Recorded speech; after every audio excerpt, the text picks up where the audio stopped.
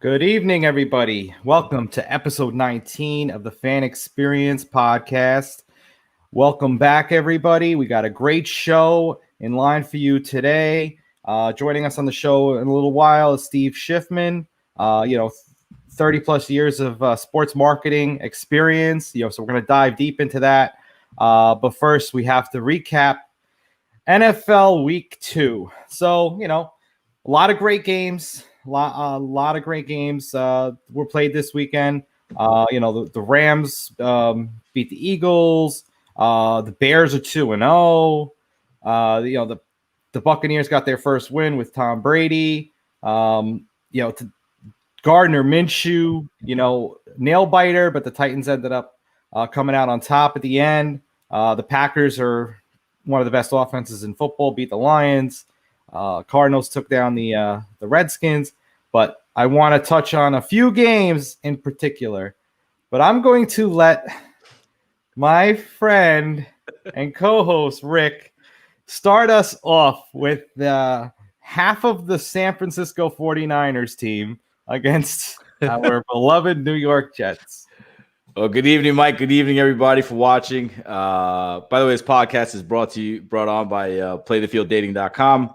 If you want to find your MVP, go to playthefielddating.com and find your MVP there.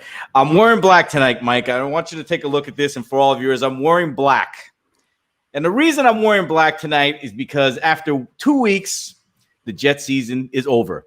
Dead, done, buried. It's over. Adam Gase is a complete joke. Doesn't know what he's doing. And the reason also because this team has no life in it. It is utterly lifeless. There is no passion. There's no emotion. And it's just they started that game off with an 80-yard run by Mostert, and it was pretty much done. Like, I've never seen a football game where it is done on the first play of the game. And I don't want to go too much into this. We've all heard the talk this week. We've all heard, all the screaming and the yelling. The obvious is in front of us. Adam Gase is clearly not the coach of this team, and he has to go. But tonight, for all the Jet fans out there, I'm in mourning. I'm wearing black. I've already put sand on the box. I've buried it 6 feet under. My football season, at least for me, is over. So with that being said, we'll get to the Cowboys in Atlanta real quick. And you cannot make this up. The Atlanta Falcons, again, after taking a lead in the first quarter of 20-0, 20-0, folks, blow a lead, right? They stop 2 fake punts, okay? They get a couple of turnovers, yet Julio Jones finds a way to drop an easy touchdown, and they somehow let the Cowboys get back into that game. And then, inexplicably, on a play that just doesn't succeed anymore in the National Football League, Dallas kicks an onside kick. And for those of you who saw this, those guys were standing around sort of going like, wow, this is really an onside kick. This ball is really getting closer. Oh, wow, look at this. It's almost going 10 yards. Let's see what I can do. Gee, it hit 10 yards. Maybe I should just jump on it. And what happens? The Cowboys recover the ball. They kick a field goal and win the game. And it's just utter. This organization has clearly not recovered from that 28-3 destruction at the hands of the Patriots at the Super Bowl. And for the life of me, I cannot believe that this happened again. I mean, this is the second time in whatever many years that the Falcons blow a big lead and they lose. And it's like that's the Falcons' MO. As the Jets' MO is to lose every year and to be completely pathetic, the Falcons' MO is to get a 20, 30-point lead. And you know what? Let's just blow the lead because that's what we do. And it's just incredible. Mike, I know you saw some of the game too, but it's just I don't know what you can say to this. I mean, Dan Quinn's got to go too. I mean, he should have been fired on the field after that. But no, he's still the coach, just like Adam Gase is the coach. And so the Falcons blow an unbelievable opportunity to win a football game, and they blow a 20. They had a 20-point lead in the first quarter. They were leading 39-30 with 2 minutes and change left in the game, and they blow a lead. Mike, you can't make it up, man. I mean, this is the National Football League, but you can't make up something like that. It was pathetic, and let's not get it wrong. Yes, Dan Quinn definitely has to go, but they blew a lead, but they got to 39 points. So the Jets can't even snip 39 points. Well, I don't think they'll see, I don't even think they'll see 39 points. I don't think they'll see 39 yards total offense the rest of the year. But whatever. That's just that onside kick. Forget about them going down the field and scoring a few times. That's horrible in and of itself. But to just sit there and watch the ball just trickling down, trickling down, trickling down, trickling down. Like the announcer said, "Oh, it's like a foul ball." Baseball exactly player what it was, playing a foul ball, but you're allowed to touch it. Yes. In the case of baseball, a slow roller that's going to go foul. If you don't touch it and it goes foul, there's no harm done. Right. If it stays fair, then whatever. You just got to take your licks as it goes. But they only get a single out of that. Yeah. I mean, in this case, you're allowed to touch it 1 yard from that kick. The Cowboys are the only ones that have to wait 10 yards.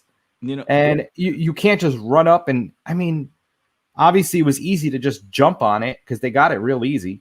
So it's not like it was going to squirt out. Obviously there's always that possibility, but you got to at least try to keep it out of the hands of the opposing team. And it was just absolutely pathetic. Well, Mike, it almost looked like they didn't know the rule. I mean, literally, those guys looked like they didn't know the rule. They're like, okay, like the ball goes 10 yards. Like, what happens after that? That's what it looked like. Like they didn't know what to do, and it showed, and it cost them the game. But it should have never got to that. Like, you don't give up. It should have never gotten to that. You're up 20 points in the first quarter. Like, that's not a game you lose, and it should have never got to it, but it did, and they humiliated themselves on national television. It's terrible. Terrible. Absolutely. Out of curiosity, do we know where that Super Bowl was played? Was it in Dallas? I don't know. That Super Bowl? No, it wasn't in Dallas. That Super Bowl was played in. It was in Minnesota. Was it Minnesota? No. I'm not sure.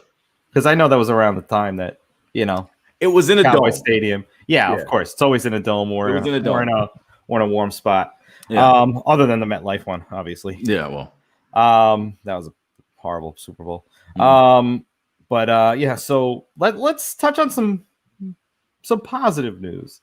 The Chargers and the Chiefs, played on Sunday, and 30 minutes before game time, Tyrod Taylor, the starting quarterback of the Chargers, suffers a chest injury, and then they tell Justin Herbert he's got to start with limited, first team reps, and he goes out there and he has to play the Super Bowl champions.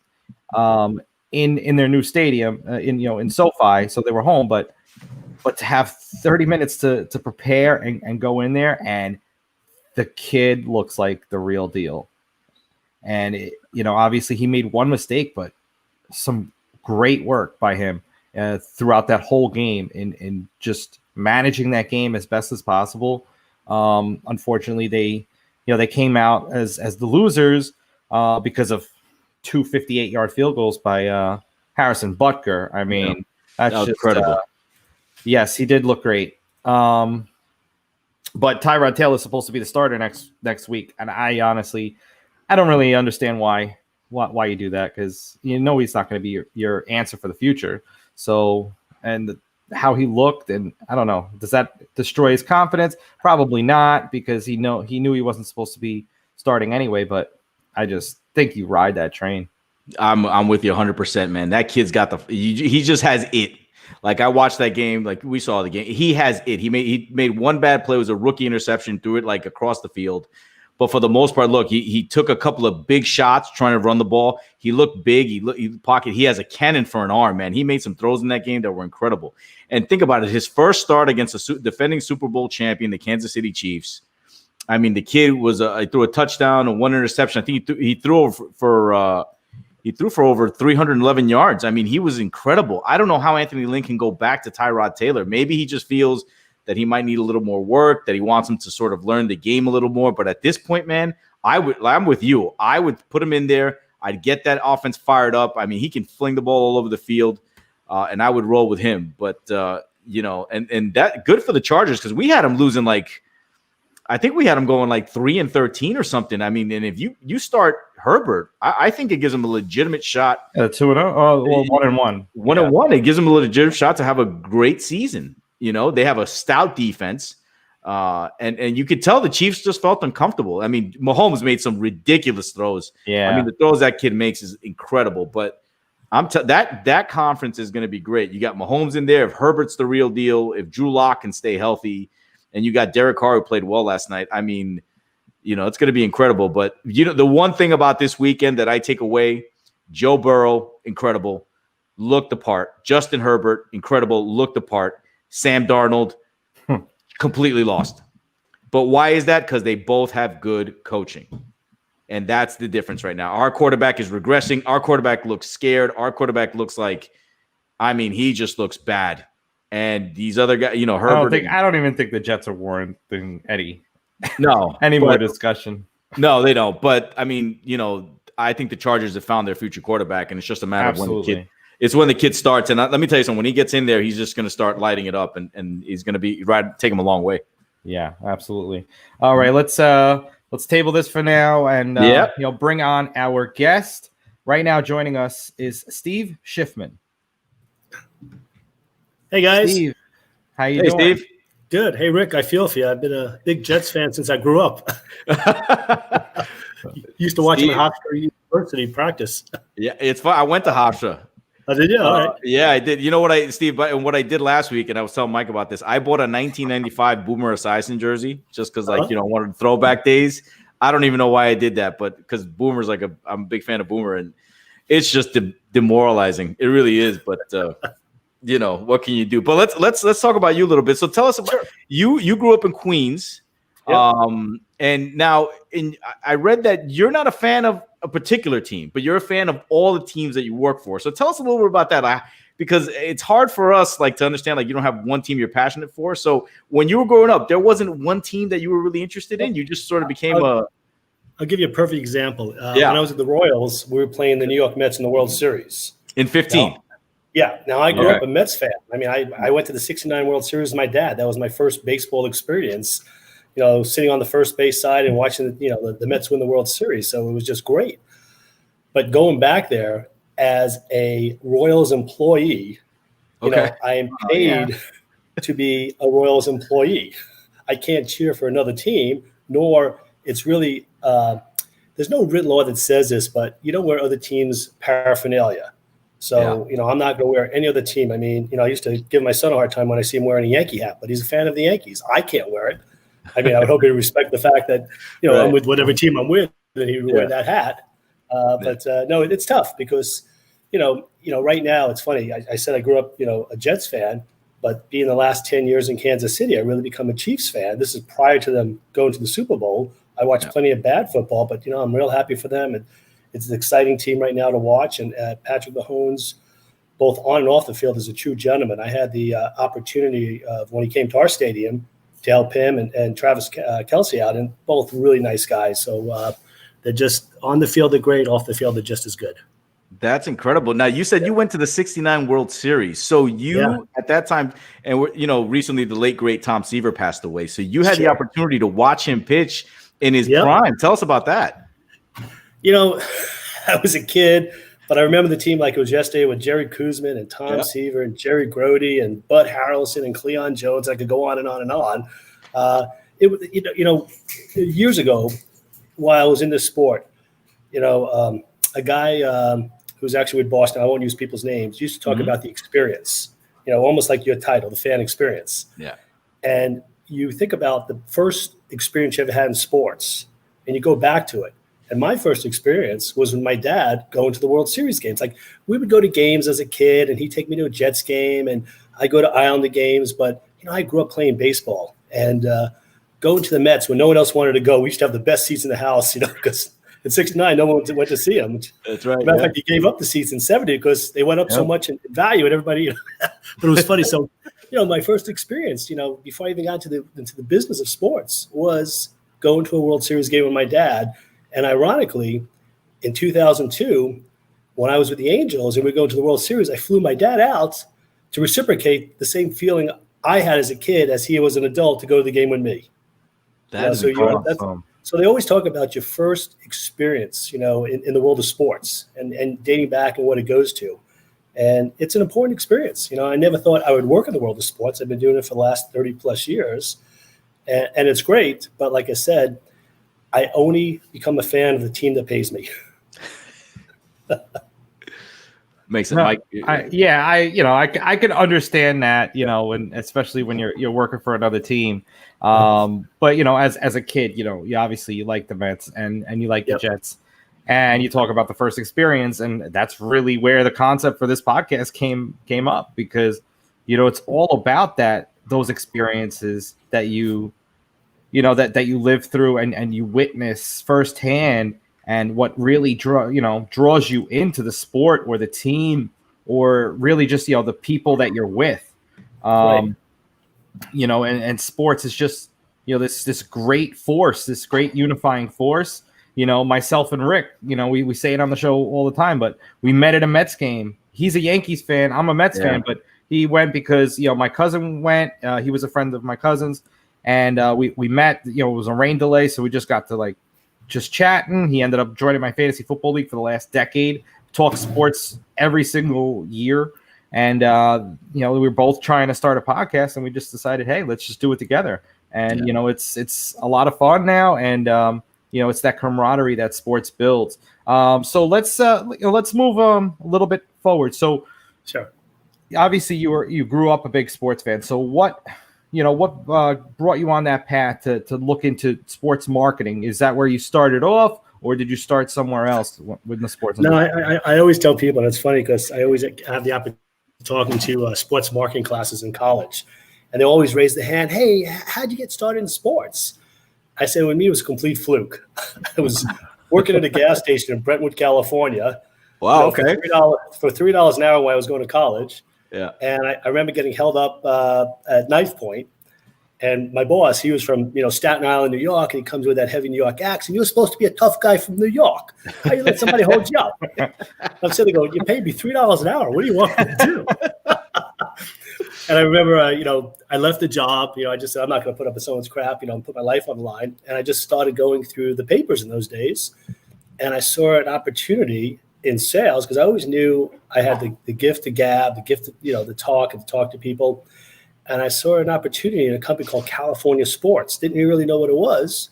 So I applied for it. And I always tell my kids this true story. I had to go down to Goodwill to get a pair of slacks, a sports jacket, a pair of shoes, a shirt and tie, because I got called for an interview. And I didn't have any of that stuff. I mean, I was basically growing up like a surfer boy in Santa Monica, and I need to get real clothes. Yeah. So I go on the interview, and coincidentally, California Sports is actually a small little team in LA called the Lakers, the Kings, and the Fabulous Forum. Dr. Jerry Buss owned California Sports.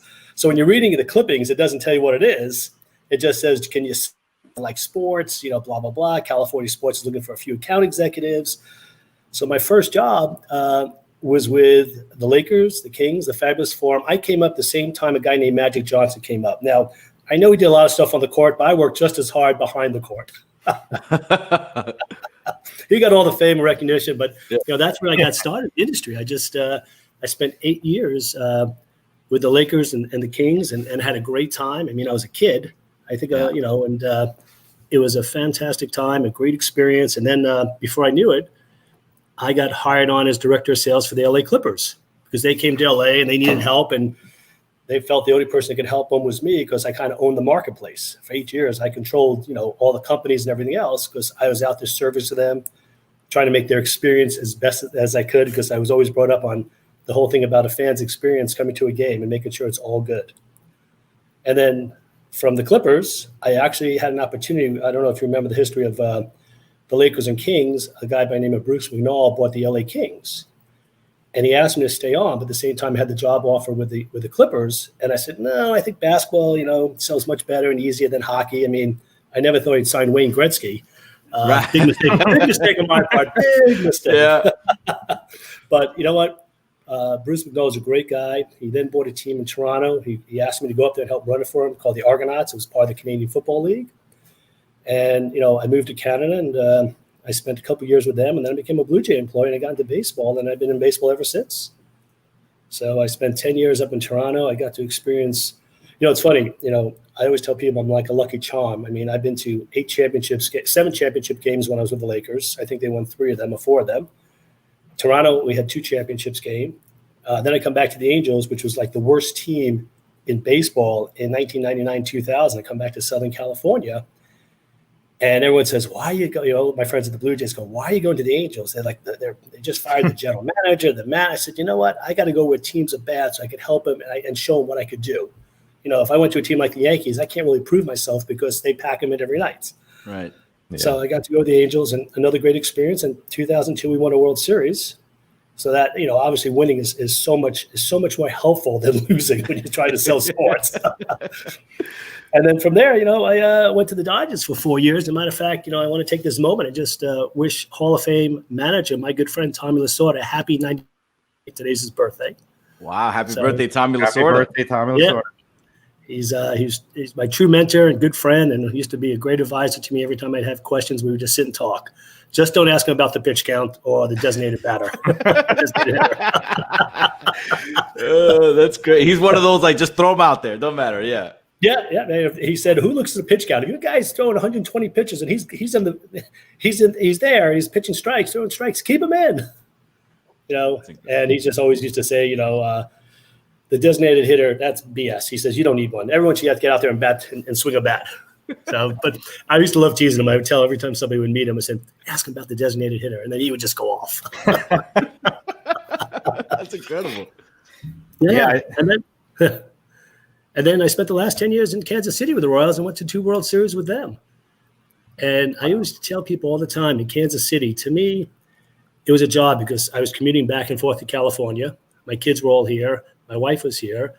But it changed the day we won the World Series in 2015, and I marched in the parade. Now, I march in other World Series parades, but this one was something unique about Kansas City, a small market town.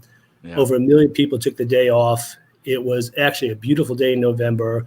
The people lined the streets, old, young, fat, skinny, all different colors. Everybody was just down there. It was just one of the most amazing things I saw, where a small city comes together to cheer on their hometown team. And from that day, it didn't become just another job. It became a real lifestyle out there. Really got to, enjoy the people, the fans, that small market feeling. It's great. So I had a great 10-year run in Kansas City with an All-Star game and 2 World Series. And now I'm just looking for my next adventure. Yeah. I mean, I could tell, when they won, and especially with the Chiefs one too, you could tell that, that really the community feeling that it brings. It's, it's different, out here sometimes, it's a little bit more hustle bustle and everyone's just like doing their own thing. I know how about California? Like a lot of people with the, with the sports, sports fans, or is it more just really surfers? And I've heard they're not, but everyone had a problem with LA, the Rams coming to LA and the Chargers coming to LA for a little while there. No, I think people have really embraced the Rams. I mean, unfortunately, they just built a beautiful stadium, but unfortunately no one's allowed in there. Beautiful. Yeah. I personally think the Chargers should have tried to work something out in San Diego and stay down there. I mean, I love Charger football, and 100%. My family and I would take a ride down there and enjoy the day down there, and sometimes park about 5 miles from the stadium, take the train ride in, and get the train ride out of there. But, we always, I had good friends down there, so we always had great seats. I mean, this market is so large and so diversified. I mean, you have 2 soccer teams, you have 2 basketball teams, you have 2 baseball teams within, even though one's Orange County, it's 38 miles apart because I worked for both of them. Yeah. Now you have 2 football teams, and you have so many other things to do. And, I used to say my biggest competition on a Sunday afternoon was the beach. I mean, you try to get someone to a hot ballpark on a Sunday afternoon when the beach is down the street and it's free. It creates a tough situation to sell, summertime baseball. I mean, and then you even have 2 hockey teams. I mean, and they all get enough support. I mean, this is a huge city, a huge, I should say not city, but 2 huge counties, Orange County, LA County, Ventura County, San Bernardino County. They come from all over. I mean, fans go all the way, and obviously everyone's always a Laker fan. They just a novelty on how they everybody's a huge Laker fan. Yeah, that's incredible. I wanted to get into what you do, because you do with like sales and ticketing and what have you, and how it's changed. Because back in the days, I was born in 77, but you go to a baseball game back in the day, you go sit your seat, you eat a hot dog, popcorn, a couple of kids. Now it's different. You go to a stadium, you got TVs, you go into a certain section, you have like all you can eat food, as I mean, these gourmet chefs. I mean, tell us how it's changed so much from, let's say 20, 30 years ago to today, where it's just like, it's like the most high-end thing you can ever go to. It's like an experience within itself. Well, you just hit it on the butt. It's become more expensive going to a sports game. I mean, growing up and going, when I think about going to a Mets game in 1969, I think the tickets were $4 or $5. I mean, to my dad, that was a lot of money. But today, you're looking, if you're going to sit in premium seats, they can range. I mean, you have Dodger Stadium that has an exclusive club that's $600 a ticket. Yeah, down below. I mean, and so it's rather expensive. And our job is to fill the building and to market it any way you can to help fill the building. So, one example, and again, here's the other thing that's really changed about, sports. I used to tell people, if you would have told me 5 years ago there's no such thing as printed tickets anymore, I thought you out of your mind. But now everything's digital. So, I mean, technology's changed. It's changed the aspect of how we do our business and everything from that situation. But, it was interesting. At Dodger Stadium, we would sell pretty well, but we always had a hard time selling out our right field pavilion. We priced a ticket inexpensively at $10, $12. People would come in, it was never full. The per caps for food was $3 because a lot of people would eat in the cars, a barbecue out there, and then come in and wouldn't spend any money. And it was just nagging at us because, we were rebuilding the stadium. We had all these new premium seats built, and they all sold at top dollar, but I couldn't sell these inexpensive seats. It just wouldn't sell. So I sat with our food concession people, and I said to them, would you give me a break if I try to create an all-you-can-eat one-price ticket, includes everything? And they worked with me because they weren't making any money out there either. So, if they're not making on people, they're losing money on people. The old saying, an empty seat doesn't make any money. Yeah. So we created for, I think it started at $35, maybe $40. It was a ticket and all-you-could-eat hot dogs, soft drinks, water, peanuts, and popcorn. So when we first launched it, and it was every day, every game, every day. And I was also able to sell groups in there. So when we first launched it, we'd have a few, it held 4,000 people, the right field pavilion. We'd have 300 people show up. And on the weekends, you'd have 500 people show up. And there was 600 people. And slowly, within 3 to 4 weeks, that area started selling out. It became the best value in the ballpark. Because think about it. If you go to a game today, and let's say you have a family of 4. The kids want hot dogs. They want soft drinks. You want to get something to eat. You're not going to sit there for 3 hours and not eat anything. You're going to end up spending $200 by the time you get to your car and go leave that night. Yeah. The ballpark, because food is expensive in a ballpark. Yeah. So this area caught on. It became a huge seller. Many other organizations and teams copied the program if they can. You got to remember, what we had in the right field pavilion was a separate entrance. It was its own standing free section there. So if you came in there, you stayed there. And other stadiums we would use wristbands, or you could eat. We'd create sections like that, but it really helped market a product that wasn't selling. I mean, again, you look at a stadium. The old days, Dodger Stadium is 56,000 seats. Thank God, Royal Stadium is 38,000 seats, 39,000 seats. So the bigger the stadium, the more work you have to do to fill it. And it's not like hockey or basketball. You have 41 games. I got twice as many games in baseball.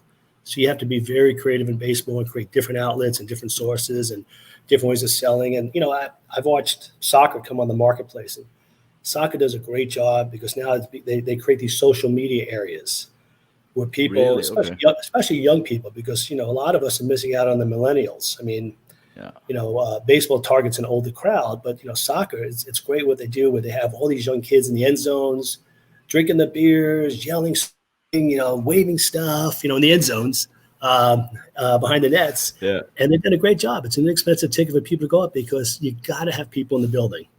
It's a business at the end of the day, and you have to make money, but you have to be creative and try to make money and max out the revenue as much as you can. Yeah, that's incredible.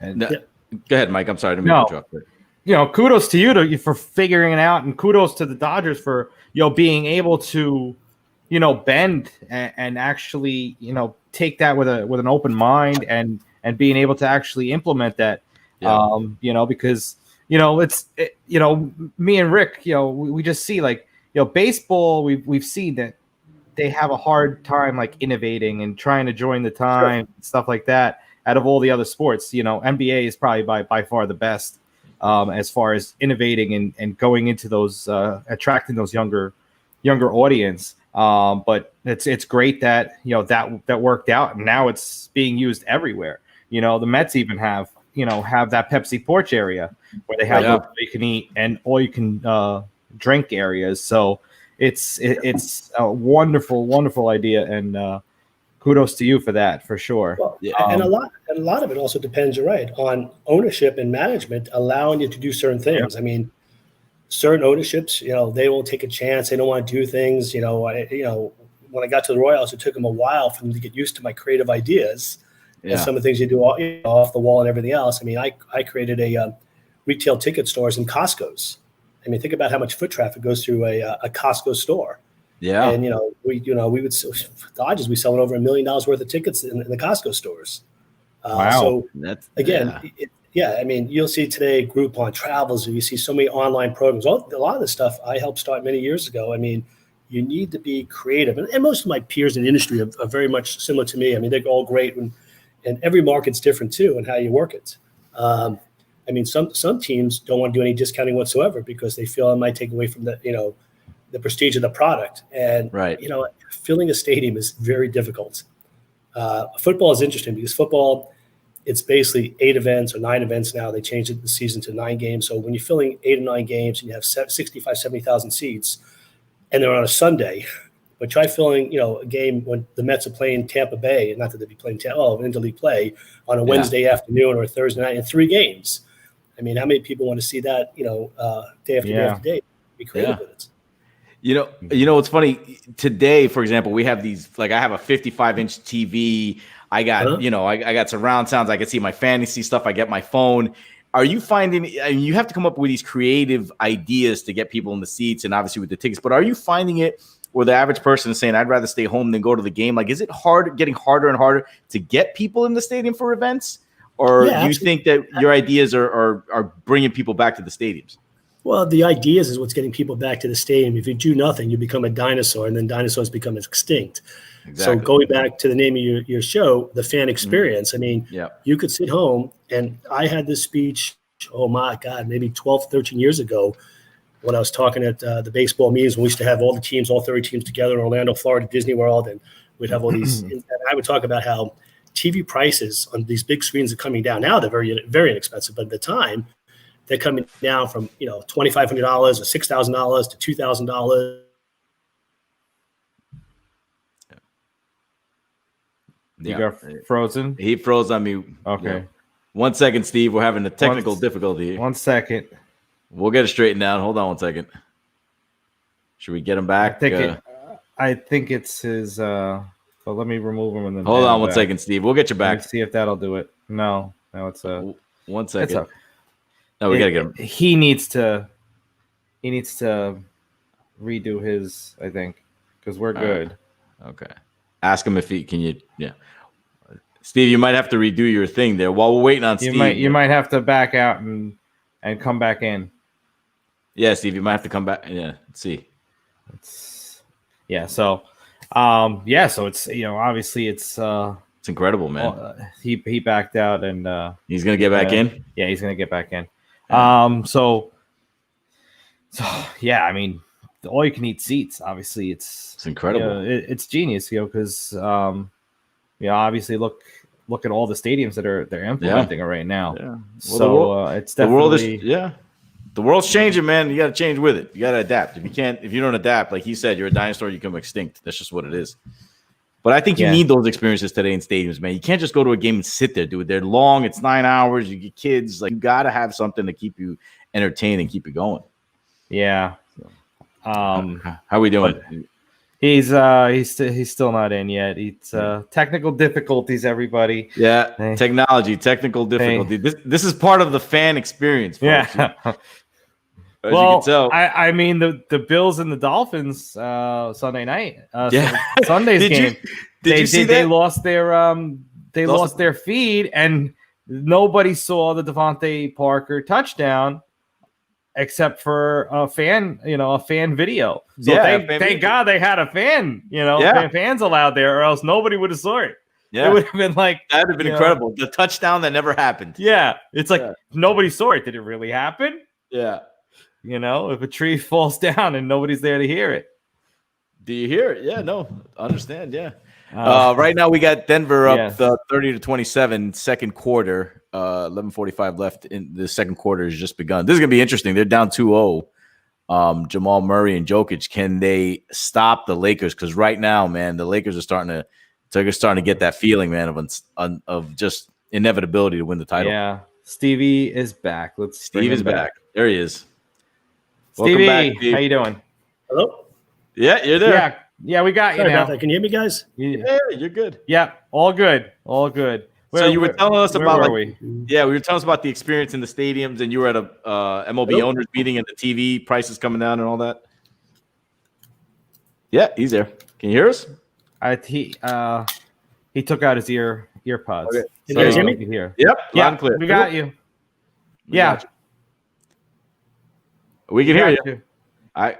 We can hear you. We can hear you. We can hear you. You're good, Steve. We can hear you. Okay. Yeah. Can you hear us? Yeah, he's got his earpods, so you can't hear him. Can you guys hear? Now you got us? Yeah, we got you. We got you loud and clear. Can you hear me? Yeah. Yep. Yes. You're good. I'm so sorry about that, guys. It's all right. Technical difficulties. All good. So you were telling us that you were at the I guess the owners meeting. I was talking about TV refresh prices my coming memory down. because I started trying to. Well, you're talking about how TV prices were coming down and how the owners had to adapt to that because people could just stay home and watch the games and didn't have to pay for all those tickets. Yeah. Yes. Yeah. I was talking to this, and this goes back 10, 12 years ago. Right. Well, not only would TV prices coming down, but ticket prices were going up. So Yeah. I mean, somewhere along the line, it's going to meet, and people are just going to go, you know what? I could stay home with my family for pick up a pizza and a 2-liter bottle of soft drink, and stay home and enjoy the game. I mean, Kansas City is a perfect example. Our viewership in Kansas City was so strong. And the last couple of years, getting people to come out to the games was difficult. I mean, we combated weather, bad team performance, blah, blah, blah, blah. But, so you create programs. Again, you create student night, college night. You create law enforcement night. You work and create special theme nights with all the local universities. I mean, you just start thinking outside the box and creating programs, because if you're waiting for people just to come to your gates and buy tickets, it doesn't happen anymore like that. Yeah. Now, unless the Yankees and Mets are playing each other, we have a high demand situation in baseball. Yeah. It's difficult. People in my position and, all other 29 teams or 30 teams out there in baseball, they have to be creative today. Yeah. Baseball is a very tough sport to sell, and the two teams that are in the best situation are Boston and Chicago, because they have small venues. So I mean, even Boston this year, and no one's filling the stadium this year, but even when Boston plays poorly, they still fill them up. I mean, you have a 34,000 seat stadium. It's not hard to market out in the town of Boston. Yeah, So, so if you're not creative, you're not going to be doing your job. Yeah. Now, go ahead, Mike. You were going to say something? No, you go. Right. I was going to say, so how does like a team, let's say, is struggling with revenue or looking for ideas, like how do they find you? Do they just reach out to you? Is it like, how does it work? Like, how would it say, we got to call Steve and we got to get him in here so you can take a look at our numbers and so on and so forth. Yeah, Steve, can you hear us? Yeah, we can hear you. We can't hear you anymore. Can you hear me? You're good. You're good. Can you hear me? Yeah, we can hear you. We got you. We can hear you. Now, Let's go to a different part of the house. Maybe I'll hear you better. That's all right. Yeah, we can hear you. I can't hear you. Can you hear me now? Yep. Yeah, now. Maybe closer to the computer, maybe, or closer to the phone. Can you guys hear me any better? Yep, Yeah, you're good. much better. Can you see me? Can you hear me? Yeah, you're golden. Oh wait, No, not anymore. yeah, Testing. Yeah, we're good now. we're good now. Yeah, It might be the AirPods. Maybe they're not. Maybe they're dying, or I don't know if you have. Yeah, I heard that. But I heard that. Yeah, no problem. Yeah, I hear you loud and clear. Okay, it's perfect. Yeah, we're good. Yeah, somehow it keeps breaking up, but okay, no. Steve is frozen. That's okay. Steve is frozen in sunny California, Sunny I guess. California, yeah, I guess is where he's at because what if I being frozen there, man? Yeah, it's definitely not that bright over here. Yeah, Steve, if the Dodgers are hiring, let me know. Newport Beach, California is calling me. Oh, absolutely. Man, well, that's like Chavez Ravines right over there. See, I guess you take the 110 over there. I don't know. I mean, I was down there, or San Diego, man. Padres are incredible. Anything California. Down there. California, yeah. Come on, let's be real. And obviously we got to go and we're going to meet our friend Hannah over there. Yeah, in San Diego for some In and Out. Yep, In and Out. So the show is going to the Super Bowl in a couple of years. SoFi Stadium. So we're going to SoFi Stadium. 22, everybody. All right. So Steve, if you're out there, we'd love to, catch up with you. First round's on us. Pick a restaurant. We'll all go. We'll have a great time. And then we'll be in San Diego to visit our friend Hannah with the San Diego Gulls. And we are taking Play the Field dating with us. It's too bad. Oh, he's coming back. There he is. Coming back.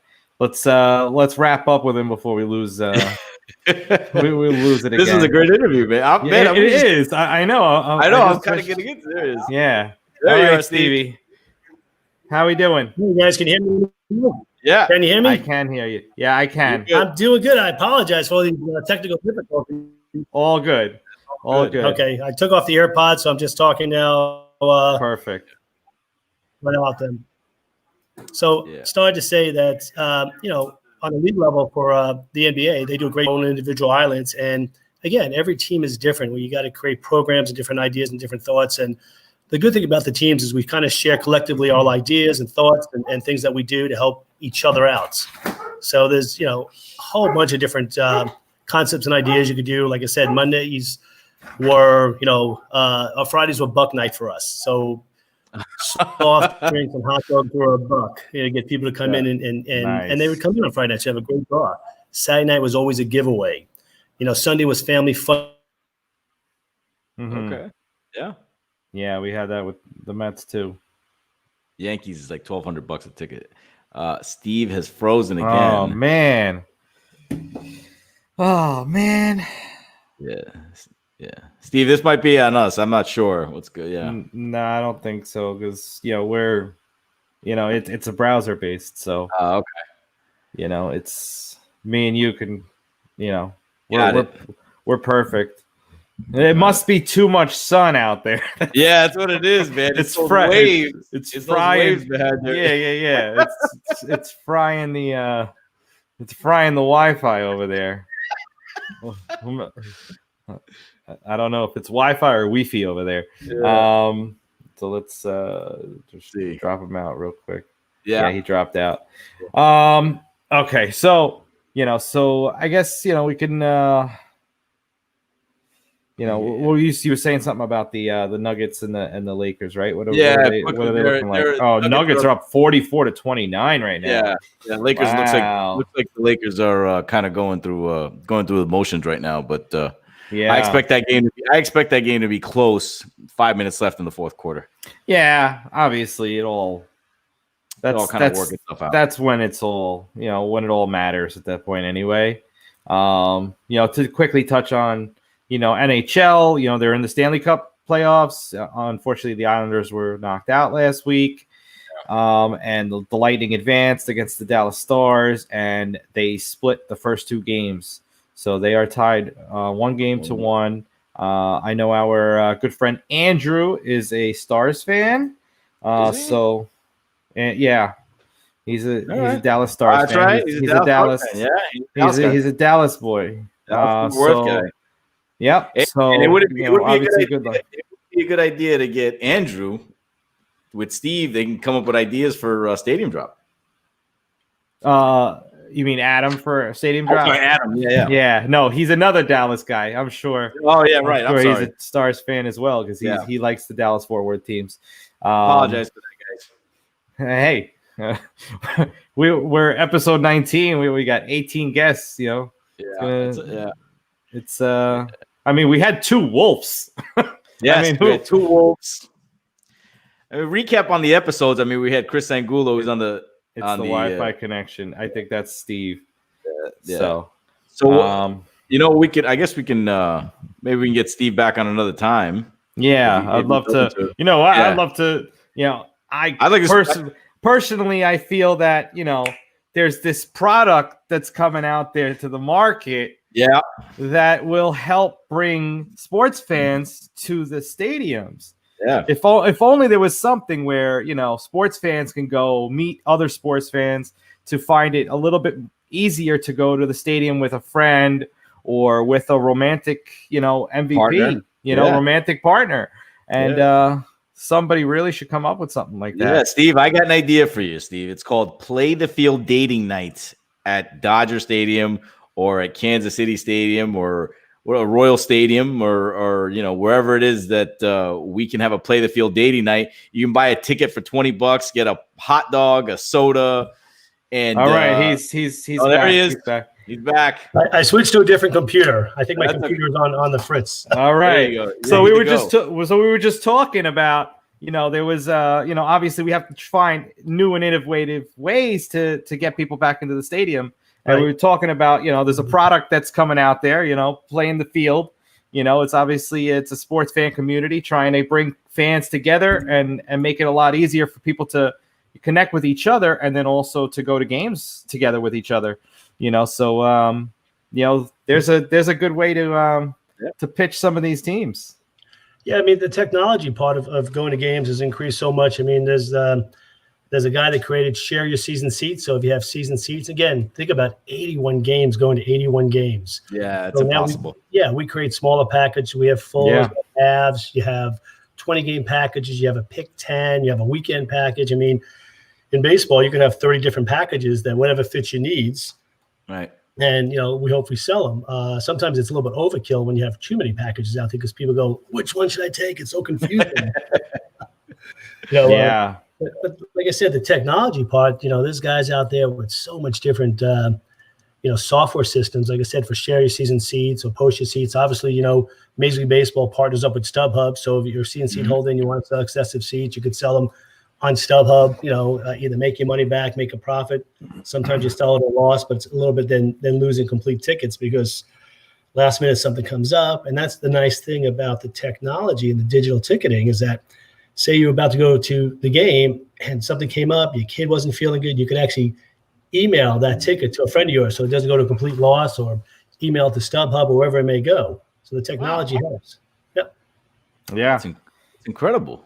Yeah. Yeah. It's there's just so many valuable tools that are out there and we hope to be that next one and get people together and like you said, play the field dating nights.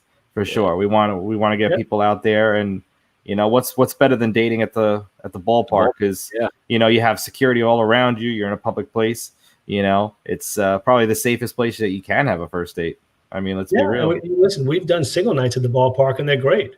We did funny. One of our biggest nights at the Royals was ladies night. You always done in the fall and September and there'd be, Macy's would set up and all the women's, makeup and all the opportunities and wine companies and you'd have 2,000-3,000 women come out for a pregame opportunity because we'd open up the gates early for them and they would just come swarming in and there'd be free wine. It was just a great event. I mean, again, you could create anything you want to create. You just have to it's really just a creative mind. I mean, obviously, you have so many different heritage nights in California. When I was with the Dodgers, we did Korean night, Japanese night, Chinese night, Jewish community, so forth and so forth and so forth. I mean, to sell a few tickets here and there. I mean, these are the things you do. And, in the sporting world, you have your season seat base, which is your backbone of an organization. And then you have your group sales departments. You have your premium seats. And then you have your individual ticket sales. And individual ticket sales is what needs the most help because years ago, individual ticket sales you would think sell themselves. It's not that way anymore. I mean, I created a program. It went business to business with a certificate, a bunch of buy one, get one frees. And these guys would sell them, and we'd collect all the data. Obviously, you need data to go forward. And that data, would help turn those individual buyers into partial plans and eventually season seat holders. So just That's easy great. Steps. It's selling 101. Yeah. Because most people don't even think about when you go to the ballpark, boy, it's a full night here or it's not a full night. A lot of people just don't understand the work that goes behind the scenes to get the people in the building, activate sponsorships, create the theme nights. I mean, even the game day entertainment, the person who's in charge of game day entertainment to make sure we have the proper music that plays during the proper time. Obviously, we all know in baseball, the 7th-inning stretch is so historical in certain ballparks. Yeah. So. Yeah. Steve, final question for me. How much competition is in your industry? I mean, this is new to me that I didn't realize there was so much that goes into it. Like, how much would you say is a lot of competition between yourself and, let's say, other people who do what you do in the sports industry? When you think about a front office in a sports team, baseball, it's about 150 people is the average that work in a sports team. I mean, you have a finance department that consists of probably 6 to 7 to 10 people, depending on the size of your organization. You have a marketing department that can consist of anywhere from 4 to 6 to 8 people. You have, a sales department and a service department. You have a sponsorship department. You have the media departments.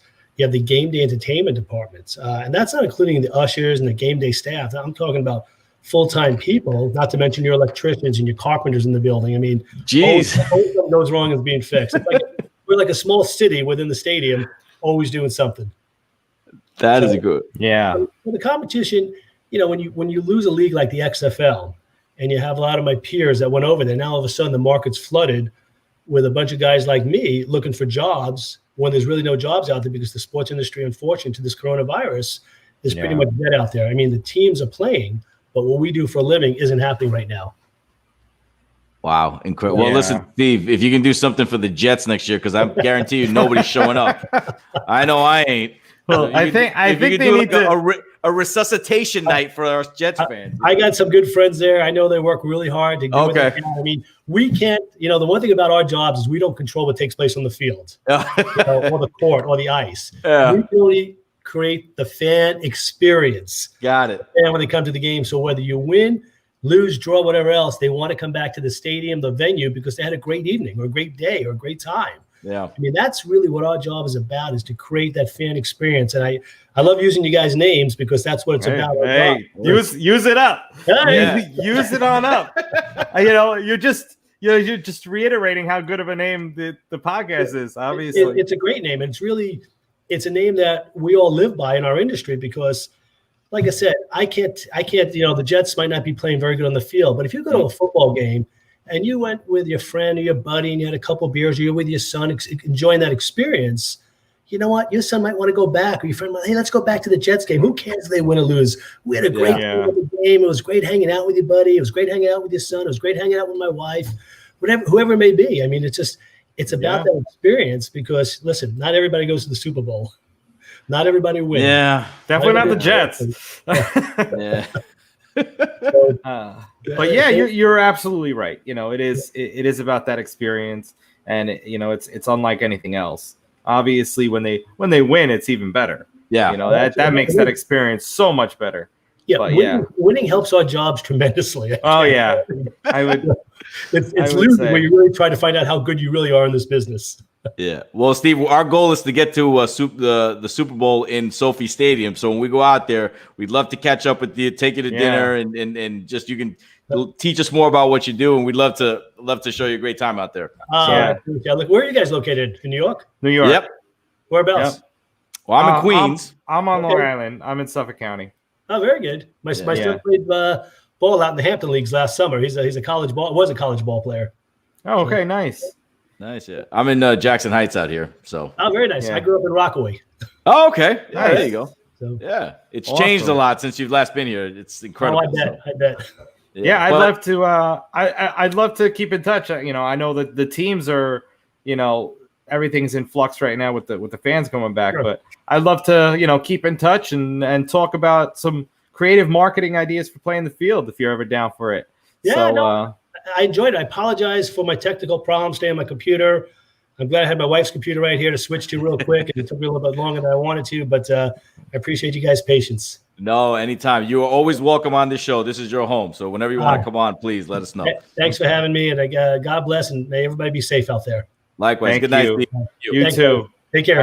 Have a good night. You too. Bye-bye. There you go. Steve Shiffman, everybody. So when you go to a game now, you know the behind the scenes and the hard work that goes into it. A gentleman like that puts it all together. And, he's been doing it 30 years. He's been doing great work. And we look forward to hosting him out there in Sophie Stadium for the Super Bowl. It's going to be great. Yeah, absolutely. We have to get out there. Oh, we're going. We're going. We are going. You're right. We're going. So let's try. We're going to try and keep this. So let's do real quick news and notes. A lot of injuries. Saquon Barkley out for the year. Cortland Sutton out for the year. Who was it? Joey Bosa or Nick Bosa? Nick Bosa. Nick Bosa out for the year. All ACLs. So this no preseason is rearing its ugly head. It is. And it's in a big way. Obviously, knock on wood, no COVID issues to date. Yep. But these injuries are just piling up and piling up. Yeah. And look. McCaffrey's out for 4 to 6 weeks. Yeah, 4 to 6 weeks as well. I mean, look, it was expected. Mostert out for a little bit. Drew Lock out for multiple weeks. Devontae Adams is going to miss next week, most likely. Michael Thomas 2 to 4 weeks. It's a lot of big names. It goes to show the argument that they don't need a preseason. I mean, that argument now has to go out the window. You need a preseason, dude. Yeah, like you guys need to play. You need to hit. You need to tackle. Scrap that idea. I'm okay with cutting out one game. Yeah, but you can't cut the whole thing. You cut out one game, add a game to the regular season. I'm for that. But let's we can go a couple minutes over. It's yeah. Let's not rush it. Let's go a couple minutes over. Quickly, the Yankees made the postseason. Yes, they clinched the wild card. They clinched the wild card spot, and the I guess the playoffs start in a couple weeks. Yeah, I believe the 28th, 29th, something like that. Yeah, look, they're getting hot at the right time, man. I mean, they're getting hot at the right time. They're getting healthy from injuries. I mean, you got Frazier hitting ninth in that lineup, for Christ's sake. The question is, will they be able to pitch? And if they can pitch, they got a shot. Maddie, thanks for joining us. Fans want tickets. We give fans what they want. Steve as well. Our friend Matty Wolf does printed tickets, Steve. So if you're looking for like a sort of what's the word I'm looking for? If you're looking to do like a sort of like a night where you can have the special ticket printed, our friend Matty Wolf over here can do that for you. So TicketTimeMachine.com. Please take a look at them. And Matt, thank you for referring Steve to the show. He was a great guest. Keep him coming. You know some great people. So let's keep that going. That'd be great though if he could come up with like a theme for a night and Matty could do the tickets for it. Like for the play the field night, or he can do, you know what I'm saying? That'd be awesome. Oh, we're gonna be hitting Matt up when when Matt, everything gets back to normal and people can be going to the games again. Hell, maybe even before that. I mean, we can have tickets made up for a night out at the bar or a night out at the somewhere else. So Oh, there it is. Even I spoke. There we go. Another union at the fan experience. Awesome. So the Yankees, unlike the Mets, are off to the playoffs. Yeah. The Mets, let's get into that a little bit. Let's talk about the Mets a little bit. Okay, the Mets are done. Go ahead. I'll let you take 2020 season. However, we've already touched on the fact that they are getting a new owner, Steve Cohen, deep pockets, worth $16 billion, buying the team for $2.5. Yep. And there are rumblings that he is not going to be quiet into the night. He's going to, there's rumblings that he wants to go after, get rid of Brody and go after Brian Cashman and try and lure him over to the Mets. I don't know. I don't know exactly what's going to happen. I don't know how legitimate that that story is, but I do believe that he's going to come out firing. Let's just be real. Maybe it's pent up frustration for being a lifelong Mets fan and seeing imbeciles running the show for so many years. Whatever it is, he's got the means to do it.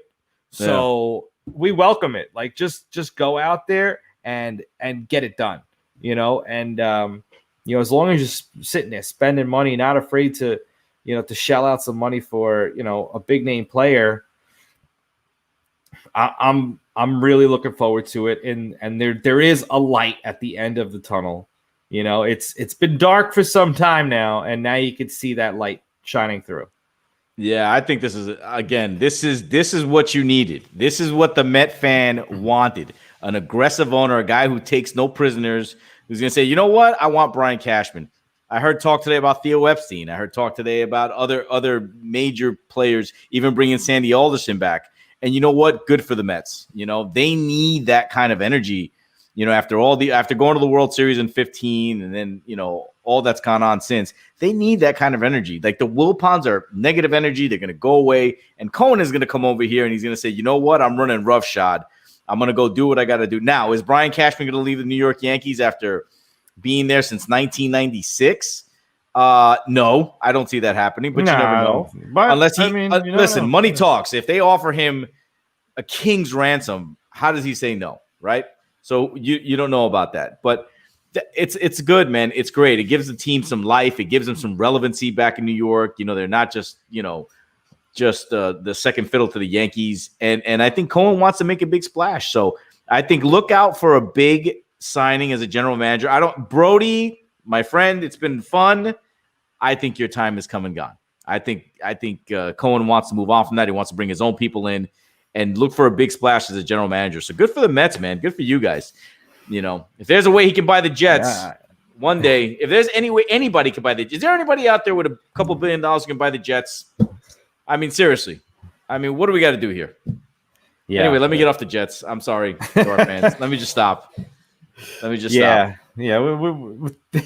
Anyway, they're not even worth the extra breaths. Yeah, I'm not doing it. I'm not going to do it. They're not even going to take the effort to care about themselves. Oh, but well, you know what? Let's talk about this for a second. Adam Gase goes out there and says, "Oh, the team is playing like shit, and I'm so embarrassed of this team." Listen, guy, you are the reason. Yeah, you're yelling like a little kid and a toddler because you're afraid that you're going to get in trouble.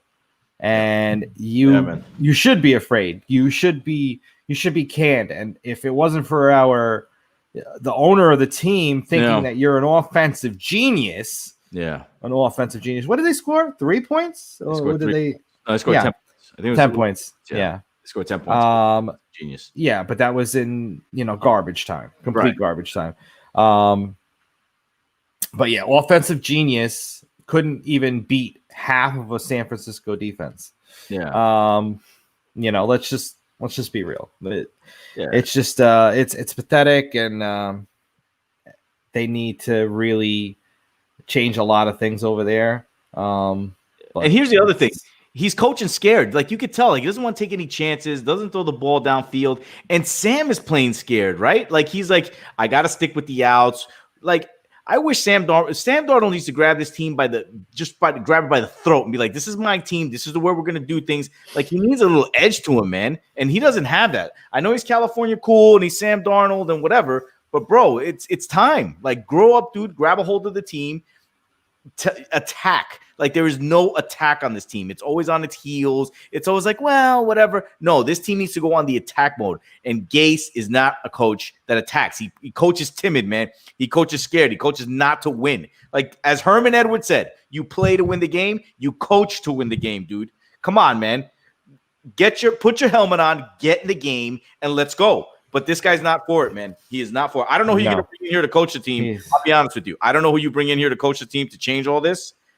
Douglas has a plan, and you and I have talked about this. If the Jets get the number 1 pick, you either draft Trevor Lawrence, or plan B, you trade for a king's ransom, like 4 first-round picks, a couple of second-round picks. Like, you do what you got to do.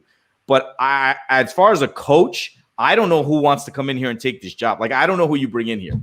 I really don't. Yeah. And we got to get rid of Adam Gase, because every player that leaves an Adam Gase-led team ends up being amazing. I mean, Jamal Adams is making 15 tackles a game, seems like.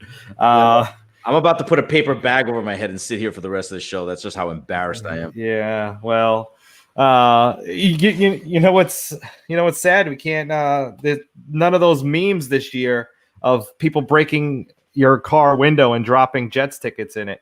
No, that won't exist this year because nobody's allowed at the games. Well, thank God at this point. Yeah. Nuggets up 57-43 on the Lakers going into the half. So, hey, listen, Nuggets giving them a run. And then you got the Celtics 2-1, Heat's up 2-1. Just when you thought the Celtics were just having issues, man, they win a game and make a series out of it. Yeah, it's going to be a hard-fought series there. You think it's going 7? It's definitely going to go more than 5. More than 5. Yeah. Yeah, it'll go 6, I think, at least. There's going to be at least one more Celtics win. I still think the Heat come out with it. But let's move on to Thursday night's preview. We hit up all the news and notes, right? We didn't have anything else. Yeah, I mean, Bryce DeChambeau won the U.S. Open at Wimbledon. Okay, that's great. Yeah, Bryce, you did well. Good for you. Yes, congratulations. So let's touch on Thursday night a little bit. Thursday night's matchup is the Jacksonville Jaguars versus the Miami Dolphins in Jacksonville. Minshew mania.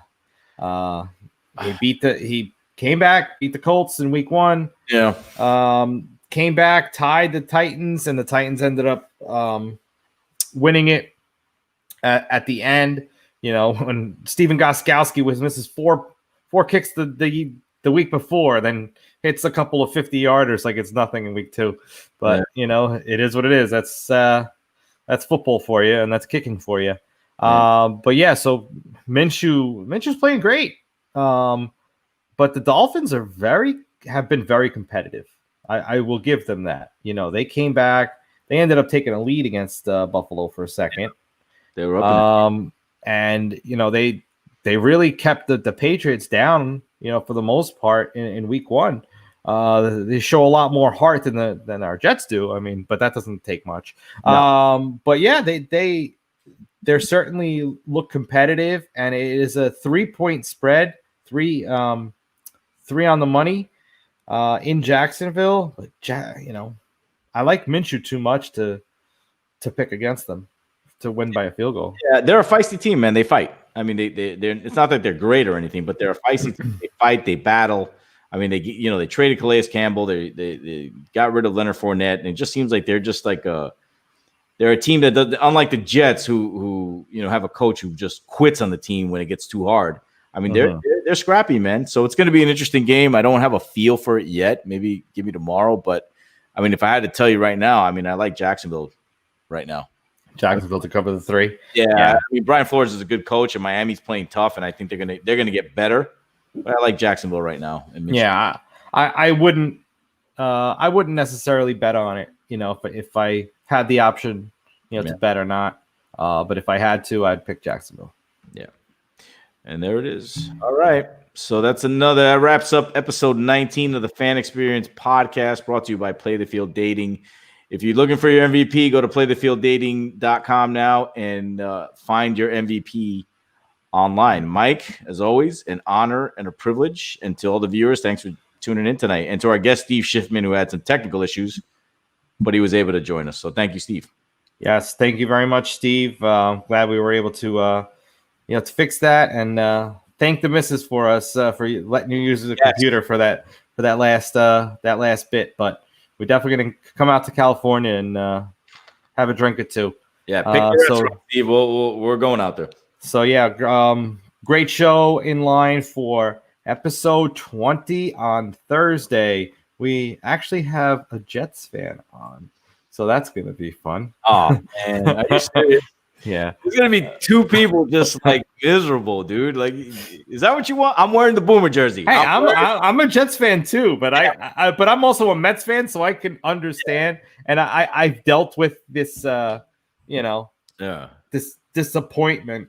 I know how to handle the disappointment. Yeah, I can see a little bit better than you. Yeah, I take it too hard, man. Like I had to go for a walk again after that game. Like I'm talking to myself in the street, like what's going on? Like people are looking at me like, what's wrong with this dude? And I'm just like 80-yard. It should have been 2 80-yard runs for a touchdown. 80-yarder, 80. Yeah, I'm like 80 yards, 3rd and 31. Who runs for 3rd and 31? Who runs for a 55-yard first down? Like, how does that happen, man? All right, guys. My apologies. I take this personally, because I'm a diehard Jet fan and I take it to heart. But anyway, we'll see y'all Thursday night, 9 p.m. YouTube, Facebook. So catch us on Apple Podcasts, Spotify, and what am I missing, Mike? Also live on Twitter. And live on Twitter. So we'll see y'all Thursday night, 9 p.m. Enjoy your night, everybody. Peace. Have a good night, everyone. See you Thursday.